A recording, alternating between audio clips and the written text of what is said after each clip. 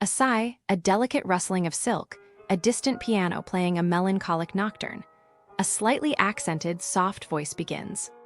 Honestly, darling, before we even begin, you wouldn't believe the lengths I go to for a semblance of, well, refinement. It's exhausting, absolutely draining. You see, my grandmother, bless her soul, a woman who could discern a chipped teacup at 50 paces, instilled in me a rather rigorous standard. Everything must feel correct. And let me tell you, the pursuit of correct is a lonely business. It's a whispered secret amongst those of us who simply know. And what I encountered at Park Centraal Amsterdam? Oh, it was a transgression. A deeply, profoundly disturbing transgression against the very concept of civilized existence. It all began, as these things often do, with a promise. A deceptively alluring advertisement, you understand. One of those luxury escape emails, glossy and brimming with curated illusion. Junior sweet, it proclaimed. The images, the angles, all bathed in that ethereal Scandinavian light. It promised a sanctuary, a temporary fortress against the anxieties of modernity. Foolish, wasn't I, believing in a perfectly composed photograph. The lobby was a clever ruse, a masterpiece of distraction. Modern, yes, impeccably designed, with that carefully calibrated high-end hotel scent. I do adore a well-chosen fragrance. It whispers of intention, of care. Everything looked promising. The staff, initially, mimicked enthusiasm. They were like highly trained automatons, delivering practiced smiles and vacant assurances. But it was a facade, darling, a shimmering, brittle facade. The moment I stepped into room 260, well, that's when the world tilted on its axis. My heart did a little stutter step, like a broken music box.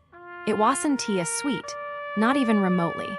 My husband and our terribly sensitive, intellectually gifted 14-year-old son were allocated a space that could generously be described as constricted, claustrophobic even, and this is where the tragedy truly unveils itself. See, this is where things get dire. Now, I understand logistics. Space is at a premium in a city like Amsterdam, I really do. But to advertise a junior suite and deliver this, it's manipulative, isn't it? A deliberate attempt to deceive. A tiny act of misrepresentation that unravels the very fabric of trust. My husband, bless his practical heart, attempted to reason with the front desk. He politely inquired if a mistake had been made. Their response? A shrug, a weary sigh, an utter lack of comprehension regarding the gravity of the situation. It's not just about the space, you see. It's about the details. The painstakingly curated details that elevate a hotel stay from merely functional to genuinely restorative. The room had one towel rod. One. A pathetic, insufficient appendage struggling to bear the weight of 3 damp towels. Can you imagine the indignity? Picture it, a cascade of towels unraveling, a constant reminder of inadequate planning. And one nightstand. Only one. As though my husband and I were expected to engage in some sort of bizarre, unspoken competition for surface space. Is this how they foster marital harmony at Park Centraal? Through strategic denial of bedside real estate. The lack of hooks. Oh, the hooks. A simple, inexpensive addition, yet entirely absent. Robes, swimsuits, even simple hand towels were left to languish on the back of the wardrobe door, creating a crumpled, unsightly mess. It's a lack of foresight, darling.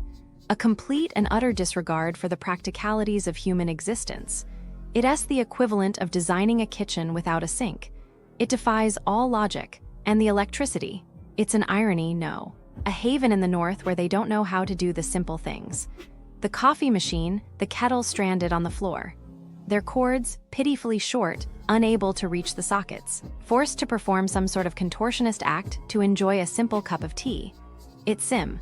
All eyes is a deeper malaise, doesn't it? A disconnection between intention and execution. It's as if they wanted us to struggle, to feel inconvenienced. Her voice lowers, becomes more intimate, almost conspiratorial. And then there's the Wi-Fi. The Wi-Fi, darling. In this day and age, connectivity is a necessity, particularly for a young man of my son's intellectual caliber. He requires access to information, to knowledge. It was intermittent at best.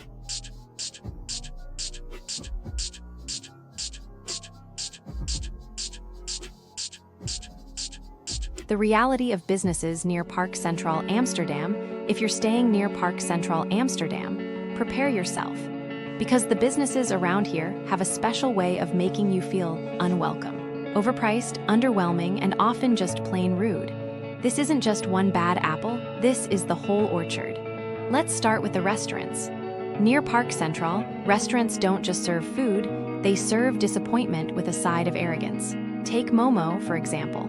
This place markets itself as high-end, but the only thing elevated is the audacity. Guests report waiters who disappear like ghosts, food left forgotten in the kitchen for hours, and managers who think a mouse in the dining area is just part of the ambience. One couple ordered a full plate of chicken, couldn't finish it, and when they asked for a doggy bag, the restaurant refused, preferring to throw it in the trash rather than let them take it. Meanwhile, waiters here have the nerve to beg for bigger tips after serving cold sushi with a side of indifference. Then there's 1001, where the service is so bad, reviewers couldn't even be bothered to finish their sentences.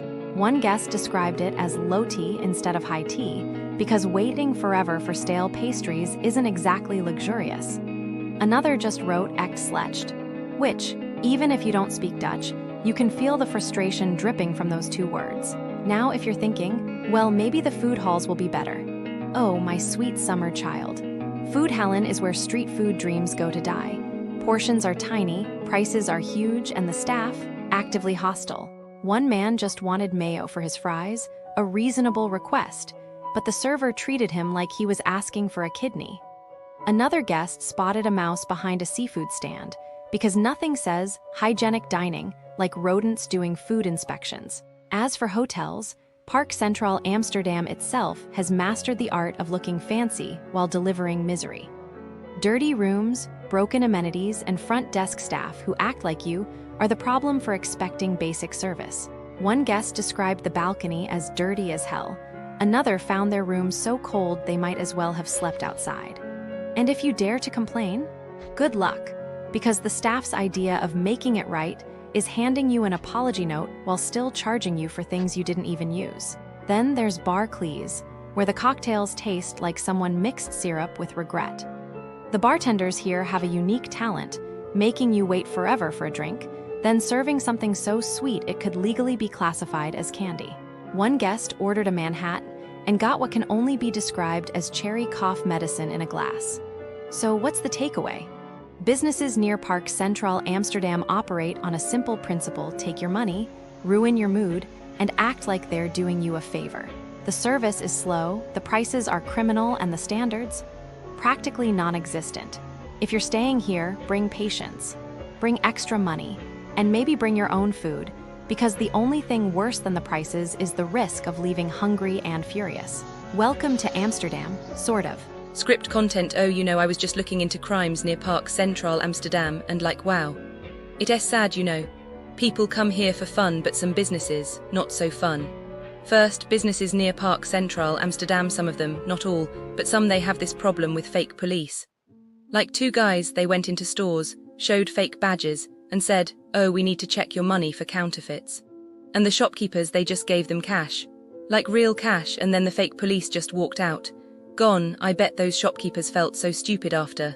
And the scammers probably spent that money on something dumb like I don't know, bad shoes. But real police caught them later, so good.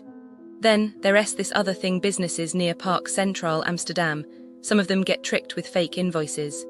Like this one guy, 68 years old, he made fake companies on paper, just to help stores cheat on taxes.